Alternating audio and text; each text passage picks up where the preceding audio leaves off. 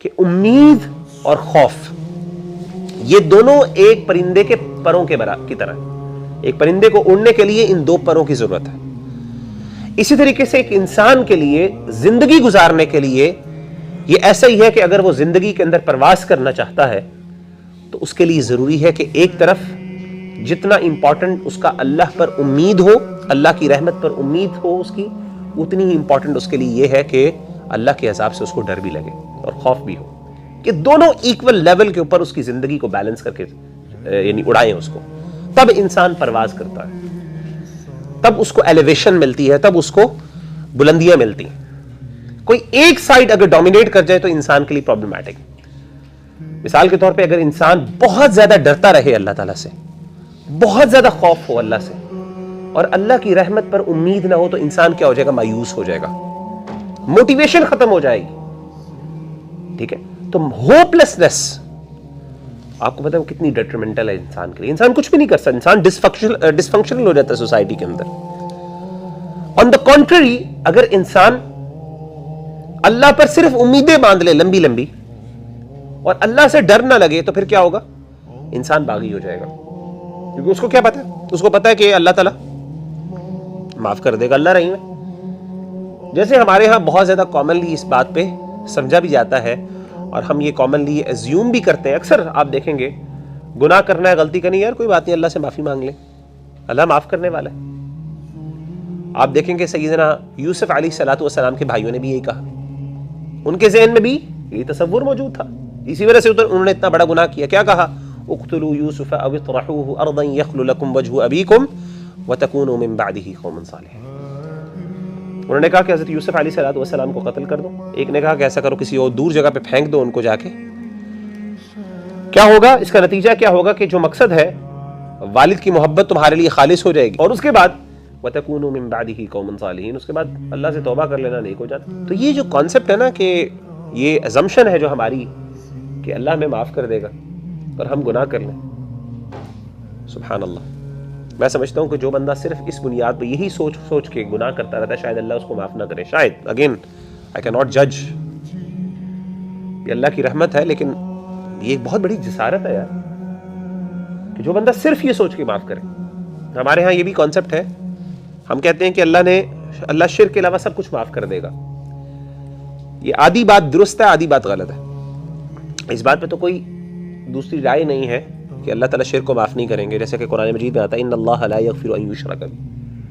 لیکن یہ جو ہم سمجھتے ہیں نا کہ اللہ سب کچھ معاف کر دے گا، یہ صحیح بات نہیں ہے. دیکھیں قرآن مجید کی آیت کے اللہ کہتے ہیں ان اللہ لا یغفر ان یشرک بہ ویغفر ما دون ذلک لمن یشاء. اللہ شرک کو معاف نہیں کریں گے، لیکن اس کے علاوہ جس کو چاہیں گے اس کو معاف کریں گے. اللہ کی مشیت ہے وہاں پہ. ایب ممکن ہے کہ ایک بندہ بظاہر بہت نیک عمل کر رہا ہو، لیکن وہ ایسا عمل کر دے کہ اللہ اتنے ناراض ہو جائیں کہ اللہ تعالیٰ اس کو جہنم میں پھینک دے.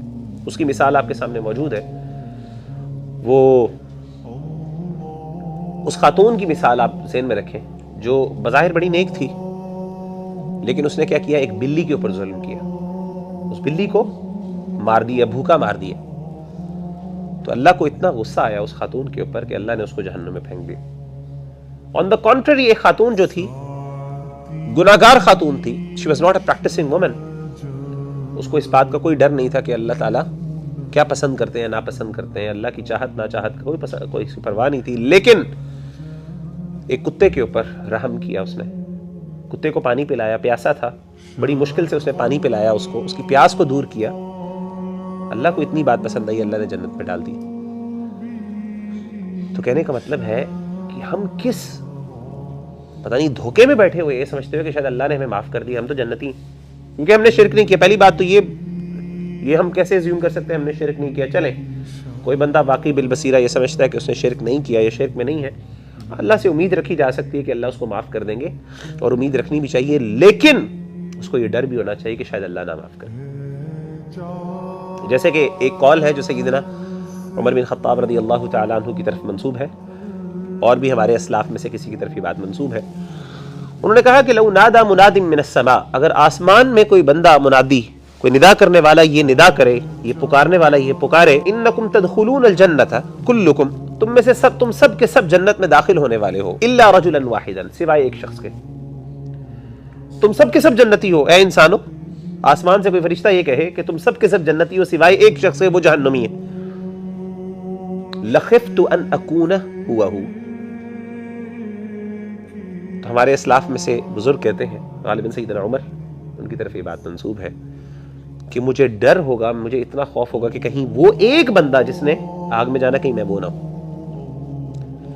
اسی طریقے سے لو نادى مناد من السماء، اگر کوئی آسمان سے کہنے والا یہ کہے کلکم تدخلون النار الا رجلا واحدا، تم سب کے سب جہنم میں جاؤ گے سوائے ایک بندہ، وہ جنتی ہے. سب انسانیت جہنمی ہے سوائے ایک شخص کے. تو انہوں نے کہا کہ لرجوت ان اکون ہوا ہوں، تو مجھے یہ امید ہوگی، میں یہ امید کروں گا کہ اللہ کی رحمت پر کہ وہ ایک بندہ جس نے جنت میں جانا وہ میں ہوں. یعنی خوف بھی اللہ پر ایکسیسولی، اور اسی طریقے سے یقین اور امید بھی اللہ پہ. یہ بیلنس کریٹ کرنا ہے، اور یہی بیلنس انسان کو اڑاتا ہے. جیسے سلف کہتے ہیں نا کہ پرندے کی طرح انسان کی پرواز تبھی ہوتی ہے جب انسان محاسبہ نفس کر رہا ہے، اکاؤنٹیبلٹی ایک طرف پریکٹس کر رہا ہے، اور اس کے ساتھ ساتھ یہاں پہ بھی یہی بیلنس ہے جو ہماری زندگی کے اندر آتا ہے.